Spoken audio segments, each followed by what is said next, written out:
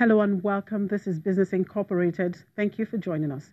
I'm Chimezie Obi Iwago. On the show today, Nigeria begins roadshow for the proposed $2.8 billion Eurobond sale. IMF sees Namibia's GDP contracting in 2018. Plus, Zimbabwe invites bids for struggling national airline.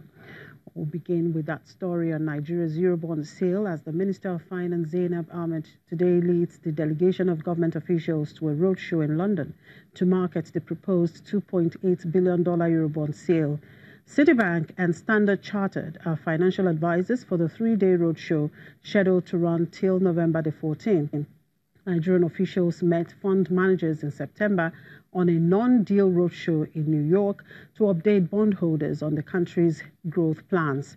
The House of Representatives approved the Eurobond issue last month, but advised the government to limit foreign borrowing and boost revenue. And to the markets now, the Nigerian Stock Exchange started off a new trading week upbeat, with the index up 0.03% at intraday.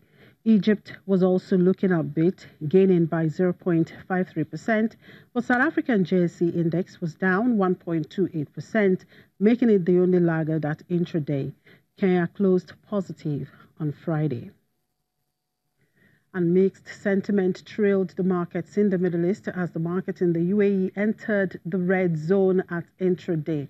Abu Dhabi and Dubai were both down 0.96% and 0.53% each. On the other hand, Qatar and Saudi Arabia were in the green, up 0.24% and 0.65% each. And in Europe, equities moved higher on Monday morning, taking cues from positive sentiment seen around the world. Well, Italy remains a big problem in the EU. Let's join Daniel Cook, my colleague from the Frankfurt Stock Exchange, for more from the European space. Hello, Daniel. Good afternoon. Good to see you again, and welcome back from Washington. Yes, good afternoon to you as well. I am doing just great. It's great to be back on the show. Hope everything is good with you over there in Lagos as well. Everything is good, Daniel.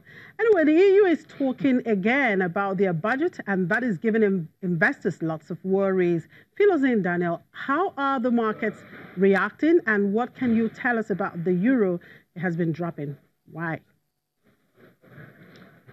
Yes, Italian banks are giving investors quite some headache here at the moment. That's for sure. The Italian banks aren't convinced that Rome's deficit spending will end well. A report says the country's 5 biggest lenders are now considering to open a €2.75 billion credit line with the central bank's deposit protection fund. The credit line would serve to strengthen the support for weaker lenders in the event of a banking crisis. Italian banks hold around €307 billion of government securities whose value depreciates when interest rates go up. Italy is certainly a topic that investors are monitoring here very closely, and let me tell you also with some concern. Investors are not very optimistic that it's very likely that we could see a change of the monetary policy happening here in the Eurozone. We have to remember that interest rates here in the Eurozone are on this record 0% level since the financial crisis.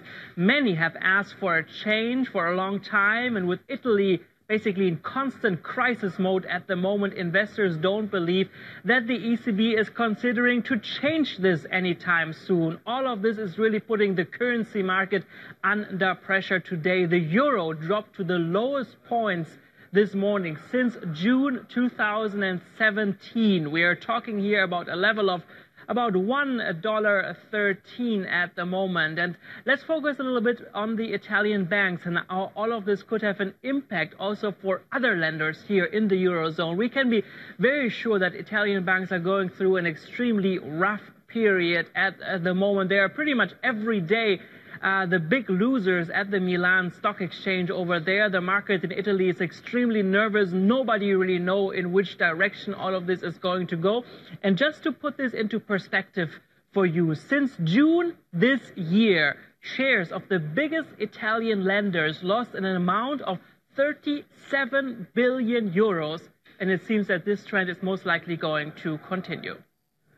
All right, let's look at the M&A market and the SAP has announced that they want to take over the U.S. company Qualtrics. How are investors digesting this news? Is this a clever decision by SAP?